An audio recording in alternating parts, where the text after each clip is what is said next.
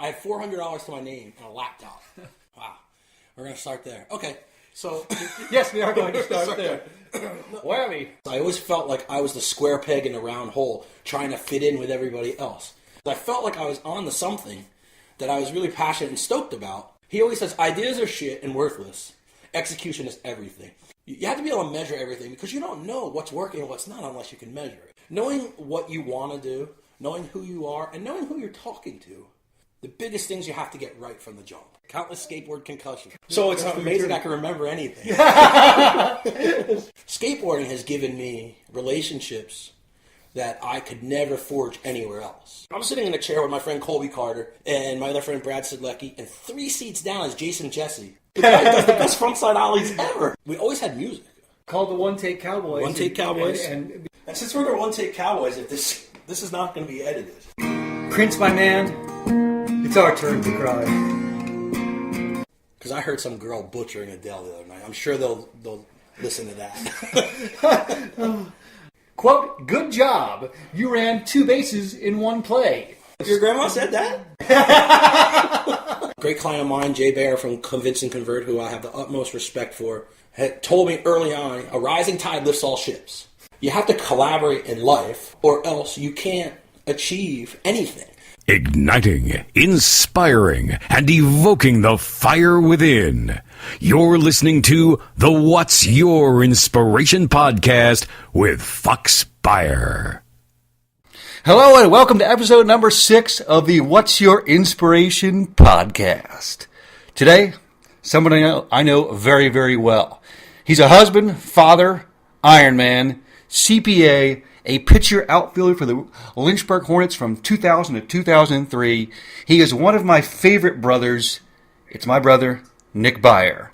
Nick, how are you today? We're doing good. How you doing, Foxy? I'm making it. Just trying to make it. We just had New Year's. Your studio's there? What do you call your studio? What do I call my studio? You might have to name it. What's that? You gotta have a name for your studio, right? I agree. I don't know what to name it. We've got to think about it here. We've got to think about it. I've never thought about that. How about WYI Studios? WYI Studios? What's your inspiration studio?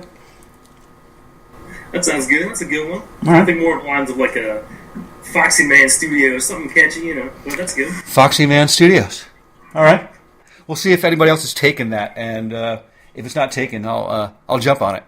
All right. Awesome. I want to get right into it with you today. I mean, you have done throughout your life, especially after college, a lot of triathlons and half Ironman and Ironman, and I know a couple of stories about those. But you've done the Alcatraz. Was it a half Ironman, an Ironman, or a triathlon, and then one in Kansas City? So speak to that a little bit. Yeah, well, so right out of college, I kind of wanted to stay competitive. Obviously, I wasn't playing baseball anymore, and kind of fell into that. It was something I never really, thought I really could do. It was like, high endurance, like training, these long races, and it turned out to be, it's a lot of fun. The Alcatraz one was like a smaller race, but they put you on a boat, like kind of right outside of Alcatraz, and you got to jump off in that freezing cold water, swim like maybe a mile and a half to shore. Then you bike through the hills of San Fran, and then kind of run that are like maybe 8 miles or so. It was a pretty short race, maybe total like 30 miles total, nothing too big. But it was a ton of fun. It was my first official like kind of race I had to go and travel to. 30 miles is not a short distance. Well, I guess when we first started doing it, it was it seems pretty long, but then I graduated, wanted to do more and more, got into half Ironmans, which is like 70.3 miles, and then, full Ironman, 140.6 miles. And that was just a great experience, and it kind of taught me a lot about myself and who I was and what I was capable of. Right. Now, along with the mileage of the events, there are other elements. I remember you talking to me about, Alcatraz going in the water. There's a threat of sharks there, is there not? Yeah, that might have been a myth, but they kind of try to scare you with stories of, sharks in the waters, and they have all these, like, boats kind of surrounding all the swimmers, with, like, not guns, but harpoons or something like that. And occasionally you when I was swimming, you'd see a seal or two pop out of the water and whatnot. But I mean, I was just trying to go as hard as I could, fast as I could to get out of that water, and not get eaten or killed. Yeah. Out of necessity as well. Yeah, I mean, if you see a seal, I mean, geez, for me, I think being a Shark Week fan, if you see a seal, I would think somewhere along the lines down there, around there's a shark. So for me, I want it like you. I want to get the heck out of there for just for my life. I actually looked into it like before I actually went in that water, and I think the last shark attack in the San Francisco Bay was like in 1930s. So I mean, I guess to get higher odds at that point in time, but no, I don't think it was going to happen. But you had, you had done your research. You had done your research. Okay, so there's the Alcatraz story. Now, what about your trip to Kansas City? You did one there. Was it a triathlon, half Ironman? I think the one you're talking about was it was a half Ironman. It was like the nationals competition. No, actually no. It was the Olympic size triathlon, and that event actually got postponed or canceled because it was just poured rain. Then I wound up driving back home, and I then actually went back to Kansas a few years later in 2008 and did a half Ironman in Lawrence, Kansas. And funny enough, like that event almost got cut short too, because towards the end it was sort of lightning and the thunder, and I had to pull people in. I luckily just kind of finished my run, I had like 2 miles to go. I was like, no, you're not taking me in. I'm gonna finish this. I don't care, Right. What you guys said.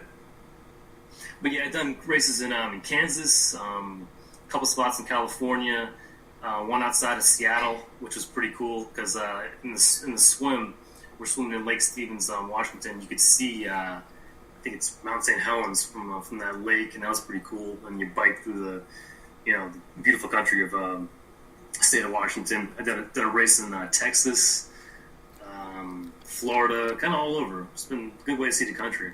You definitely have. What leg of the Ironman would be the hardest for you to do, or the triathlon? Yeah, usually towards the end of the bike was kind of most painful for me. Like doing the Ironman, like I'd be on like mile maybe 80 or 90, and like I'd just be hurting, and then I realized I still got a good 20, 30 miles to go on the bike, and then I got to run a marathon or a half marathon, and that was the most difficult part, just the mental side of it. Like that part of the race was, always tough for me. But I mean, I think the fear of embarrassment for not finishing kind of pushed me through and got me to finish that. Plus my training got helped. But yeah, that was a tough part. Adrenaline kicking in toward the end of the race, for sure.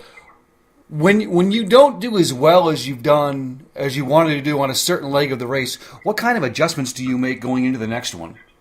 Yeah, you always got to analyze your failures, right? I would always kind of look at the times and see where I was at, and the adjustments I would make was pretty simple. Just train a little bit harder. I mean, like I had a lot of room for improvement, my training career, so it wasn't too hard to get that better.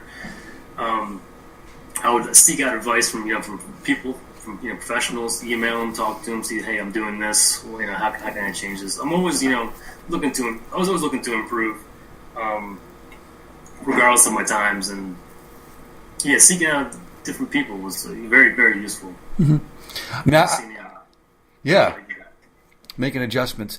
I have actually a story, a triathlon story. I actually did one with you. You have been doing a bunch of them, and I said, you know what, Nick, I'm going to come along with you and see if I can I remember. Just do a couple of legs of this. And it was a triathlon in New Jersey, and I can't ride a bike.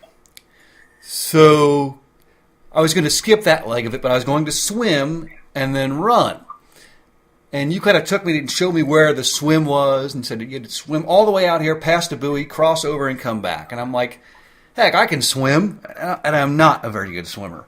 I'm like, that's no problem. And then you said, Fox, listen, I know you're 25 years old, which I was at the time, but you need to go in the 50 and over heat at the end. I'm going to suggest that. And I squirmed, kicked, and screamed and said, okay, I'll just go ahead and do that. And I was thinking I was going to smoke all these people. The swim started. There's chaos everywhere. It's like 50 and over people of their age, and I'm 25, and I got housed. I got about 15 strokes into it and said, I need help, and I got paddled back in by somebody on a kayak, and then you all were biking after that. So I skipped the bike and started to run, and everybody thought I was in first place, giving me high fives and all this junk. So, but yeah, that was. I mean, I kind of told you, like, maybe if you get tired, just kind of floor on your back, see if you can kind of, do the backstroke halfway through. But I mean, in the beginning, that when everyone kind of runs into that water, it's chaos, man. You're right, man. It is like tough to kind of get your bearings, Yeah. But I didn't even prepare. I mean, I had no chance from the beginning. I should have listened to you more going into it. But it's a story that I tell frequently. Prepare. But everyone there, I remember them being incredibly encouraging, especially towards you. Like, we wound up kind of running together towards the end, right? Yeah. People were really pushing us on, motivating. That's the kind of way it usually is with most of those races, and that was a good sign to see of good people getting out there and helping others, encouraging others. Yeah, the best form of motivation is encouragement, for sure. I mean, I enjoyed it thoroughly, but I think I half tricked them because they all thought I was was out in front or leading, which I definitely weren't. But you pulled me through toward the end for sure. Question for you: we talk about preparation. What advice do you have for people going into their first triathlon? I would say probably talk to someone who's been there. And see what you gotta do. Understand the whole transition area, going from event to event, or part of the race to part of the race, and definitely get a good solid training program in a few months before, and obviously a good nutrition program too, because that really helps as well. And make it fun. Make it fun for yourself. Mm-hmm. How did you make it fun? How? I think it was just naturally fun for me because I love competition. Just competing. Even when I go out for runs on my own, like if I see someone else running by me, other side of the street, I try to go faster than them. I mean that's just kind of fun for me, and staying in that competitive mode and seeing and it's pretty cool to see your times. You see how you're progressing. It's pretty fun. For sure. Would you say this would be a good motivational quote? Keep your eyes on the prize. Hold on. Yeah, man. That's very inspirational for me, man. I tell you, that's Springsteen kind of he redid this old folk song from the American Civil Rights Movement. It's Eyes on the Prize, and I listened to it a lot, especially when I was working on my CPA, because there are times I thought I just could not go on. Mm-hmm. I kept I was failing these tests, and I knew what I wanted to be and what I wanted to get to, and that song kind of helped me get in that frame of mind. All right, just hold on, just keep pushing, keep going hard, and you'll get there. And eventually, I did. You did, yeah. This past, I guess, November, you completed the test work necessary to be a CPA. Yeah. Congratulations again. Thank you. Yeah, Thank you. It's not an easy thing to do. I will be tax season coming up. I'll be consulting you. Yeah, sure. I'll mess up your taxes for you. Mess it up? Yeah. That's all right. I mean, I wouldn't know because I have no. There's an old line. I did a math problem in high school and I got Ohio for an answer, so I wouldn't know if you messed them up. So that's pretty good. Yeah. So I think it was like 7th grade in middle school. A guy came and spoke to the school and laid down that joke, and I had never forgotten it. Unreal. So yeah. We've got an Ironman here. We've got a CPA, and you're big time into Springsteen. That's where I wanted to lead that quote into this. How many shows have you been to throughout your life? Too many, man. I've been over 30 at this point. Over 30 shows, and just wanted you to tell us some stories. You went to one, I guess, back in maybe 2001 in Charlotte. How was that? That was awesome. That was one of I was in Charlotte. I was in college at the time. It was December. And I had to drive probably 4 hours from Lynchburg. Julie came with me, and we drove 4 hours down to see this show. I remember we were walking up to the stadium that I was in, and it was like about a few hours before the show. And this big limousine like pulls up, 20 yards ahead of us, and some guy pops his head out and goes, "Merry Christmas, everybody!" And I swear to God, that was like my one encounter with Springsteen like that. Like, I swear that was him, but who knows? But then went into the show. I sat behind the stage, and it was a great show. Like his shows there's so much energy, so much enthusiasm. It gets me so fired up. I love seeing him live. Nothing like it for me. Gotcha. I mean, you basically answered the question there, but what keeps you going back to his shows each time? I mean, you've seen him 30 times. What makes each show fresh and new for you? Yeah, I mean, like every tour he tries to do something different. He has a huge catalog of songs. He plays like such a variety of them. And his energy, man, it's inspiring just to see him up there going hard and singing these songs just as good as he did, 20, 30 years ago. It seems like it's a great time. It's a great form of entertainment for me. I love it. It's my every time he goes on tour, my wife is like, she'll buy tickets because she knows that I want to go, and it's awesome. Yeah, it's so much fun. What's your favorite venue to see him at? Probably, I would say probably like an MSG type venue, like one of those stadiums. I would love to see him at the Stone Pony, like a 100-seat place, but that's never gonna happen. That's not gonna happen. But yeah, something like that, kind of seat where I can older now, where I can sit down. I can't sit in the pit. I can't stay in the pit anymore. Just well, maybe I could. But yeah, You're not old. Yeah, kind of getting up there. You're not old. Yeah, I mean, I'm with you though. When I go to a concert, I want to be relaxed, be comfortable, and be able to enjoy it. Not worry about getting trampled. Yeah, for sure. You went to a concert in the Garden in 07, 08, right? 07, yeah. Okay, what was that experience like? It was amazing. That was the first time in the pit, and I got to sit, like against the stage.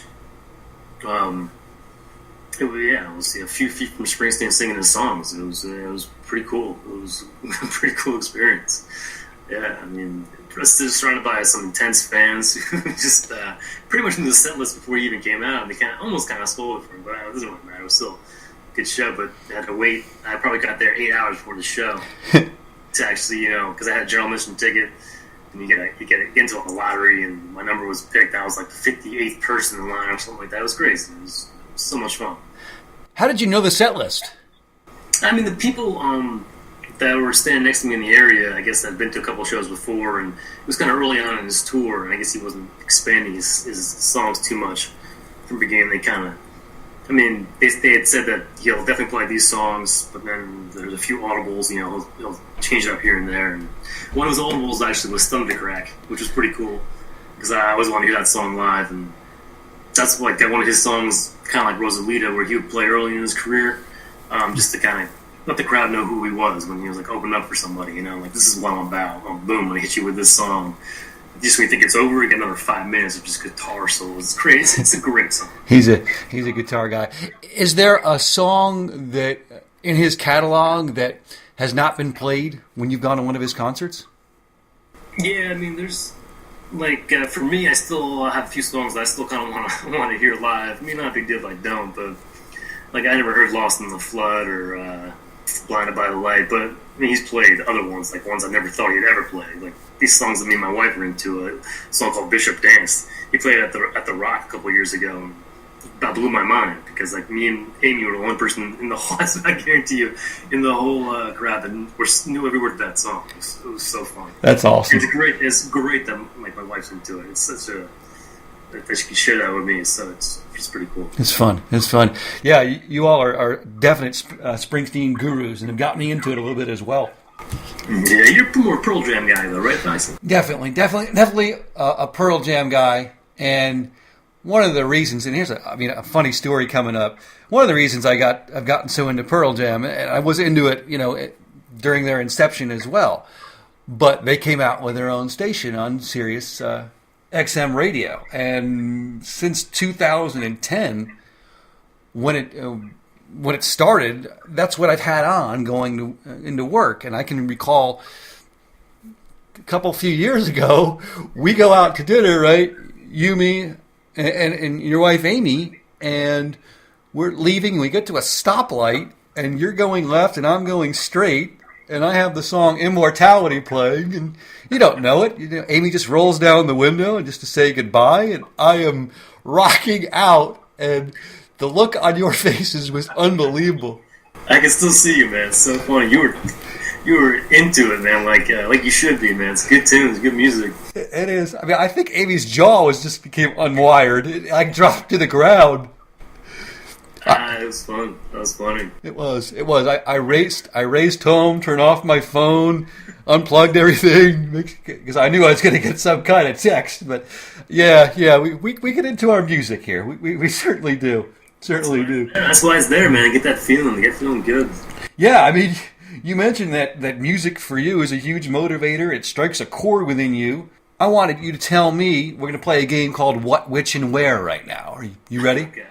So, you mentioned, again, that music strikes a chord within you. I want you to tell me who said this. Quote, "Music is the universal language. Everyone can understand it and speak to it."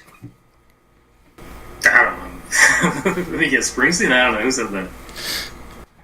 You're a frequent listener of this podcast, correct? I listened to, a few of them. Yeah, not all of them. A few of them. So it is one of our guests. Is one of your guests? One of my guests, yes. Music is the universal language. Everyone can speak to it and understand it. Well, I mean, was it Julie? Was it Stu? Well, you've got to guess. That's the whole point. I don't know. I should have a list of everyone here. I'm going to say it was Julie. It wasn't. It wasn't Julie Beyer. It was actually Ryan McMahon, who was our last guest. Okay. I should listen to that. So, I don't think I listened to that. Thank you. No, I was just taking a shot at that, maybe seeing if you had listened. So, but he really believes that. I mean, do you believe in that quote as well? No, absolutely. Yeah. Universal language.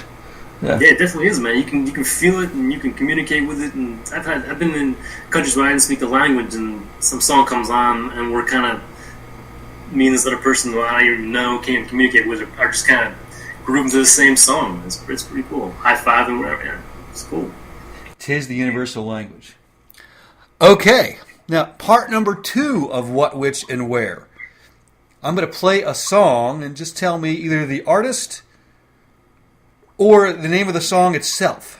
Now, there's a story behind the song. Now, me and you and your wife Amy, we go to a place called Frozen Falls, and I'm excited to share this song with you. Just telling you, it will get you right. And you mentioned what you listen to is Springsteen in some country. This is a country song, and it goes back to, I guess, a couple of years ago. We're at a place called Frozen Falls, getting some ice cream, and I play this song for you in the parking lot. Could you please tell me the artist or the name of the song? Here we go. I keep on believing you need me when you prove Can you hear it? so many times that ain't true. And I can't find one good reason. Couldn't quite hear it? Yeah, damn. Was it, the Old Town Country guy? I can't think of his name now. No. It's actually Rose-Colored Glasses by John Conley. Okay. Rose-Colored Glasses. Yeah. I should have changed the mic, but anyway, yes. So, yeah, it's one of those songs like that when we're hanging out together, be it you, your wife Amy, and me. That's probably a song that I frequent a little bit too much. Rose-Colored Glasses by. We would always play the Zevon song or Tiny Dancer by Elton John. I thought you were gonna go there. Yeah. I love Tiny Dancer. For 100%. I love Tiny Dancer. I could have gone there. Doggone it. I should have gone there, actually. So many choices. Just so many choices. But, you're right. Music is that universal language that you can reference so many songs to connect people. It's unbelievable. Let's wrap it up here with this. I asked you a question. We know not all heroes wear a cape. And you mentioned that, our parents, our mom and dad are people that both you and I look up to, right? Yeah. And they're different in ways. You know, Mom is a handyman. You know, you can say, "Hey, Mom, I need for Christmas. I would like seat covers for my Jeep," and you know, within 2 days they come out. And Dad's financially savvy, good with money, smart with money. And to be honest with you, I don't think I have acquired any of those skills. But you, I think, have acquired both. We've talked about your Ironman and your athletic prowess, your a CPA, and you are, to me, a very good handyman. So I want to ask you this question. On which day are you more satisfied?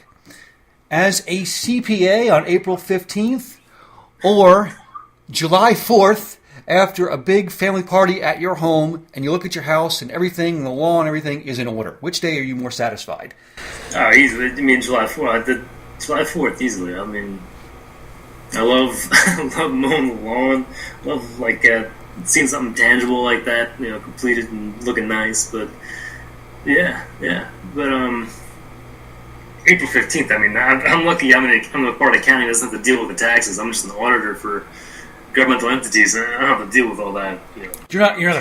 You're not affected by that at all? No. Okay. No, that guy. Yes, all state and property taxes that we kind of look at and make sure the towns and boards spend correctly. But yeah, back to Mom and Dad. I mean, I think you definitely have what they got, man. Like, what comes down to Mom and Dad is, like, they're just incredibly driven. What I've, obviously seen my years on the planet, years, how motivated and focused they are, basically to make us happy and to keep us, like, safe, and this incredible drive they have.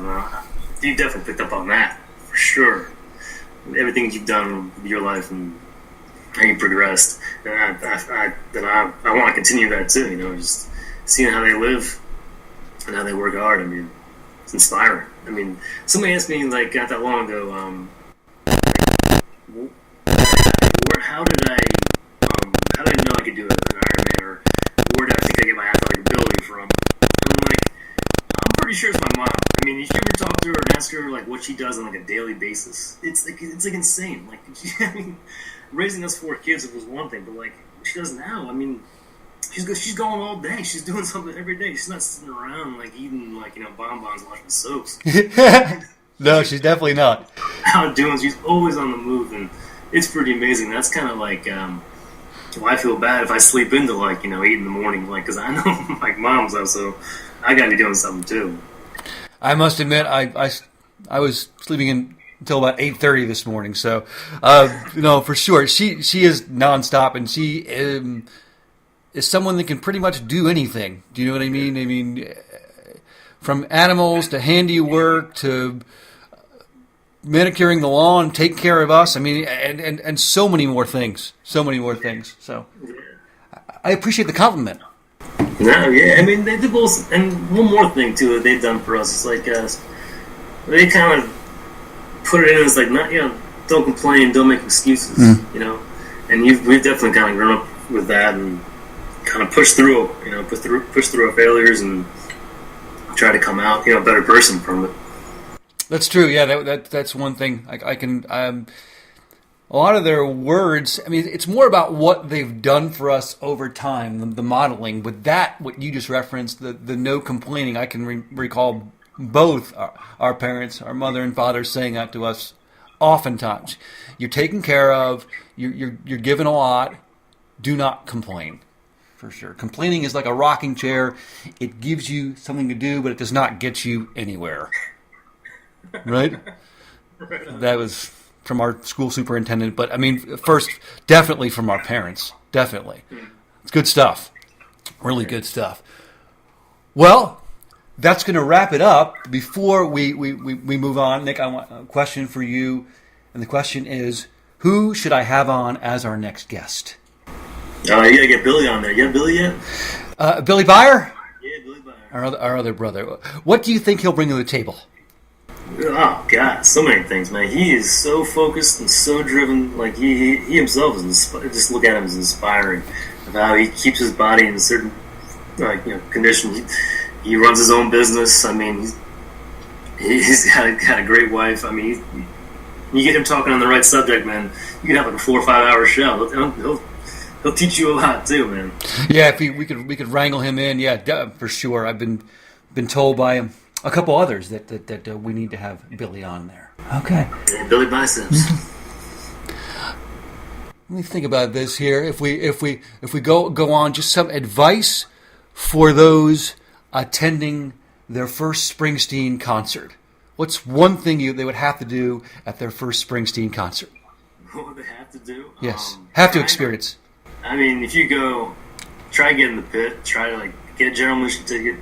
Try to get in there because, I mean, it's just a great time. You get a lot of good people. Yeah, that's enjoy and be prepared for a good 4 hour show too. Cause, maybe bring like a cushion or something to sit down for a bit. But yeah, I hear you. Just enjoy. Be ready for the long haul. Yeah. Well, Nick, thank you very much. Awesome conversation about many different topics. Got to have you back on the show. Yeah, thank you, Paxton. Appreciate it, man. All right, that's going to wrap up the 6th WYI podcast. Nick and I will talk with you all later. Take good care. You have been listening to the What's Your Inspiration podcast with Fox Beyer. Because impact on each other is the greatest currency you could ever have.